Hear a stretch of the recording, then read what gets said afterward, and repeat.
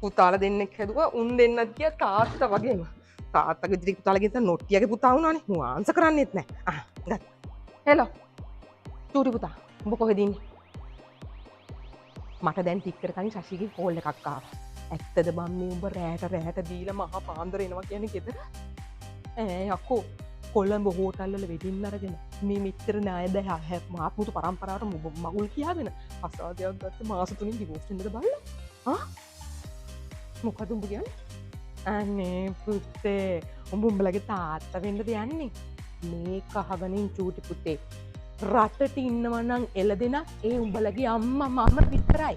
හරිද? වෙන ගෑනු ඉන්නේ නැහැ. උඹලගේ තාත්තා වගේ එකම පජාත වැඩ ඔක්කොම කරන් ආවන් පස්සේ දරුවෝ ආරක්ෂා කරන පවුල් රකින්නේ නැහැ. ඒ එක්කම එළදෙනු උඹේ අම්මා විතරයි. තාම මේ රටේ වගේ එළදෙනු නෑ. මං ආයේ නොකිව්ව කියන්න එපා මගේ චූටි පුතේ. මගේ කට්ට නම් පන්නන්න එපා. උඹ දන්නවනේ මේ සුජාත ගැන. උඹ දන්නවා සුජාත ගැන. අර ඊළඟ මාසෙන්න නැවට දාලා තියෙන කාර් එක කෙලින්ම දානවා අයියගේ නමට ලියලා. උඹ වැඩිය දගනන් ආවොත්.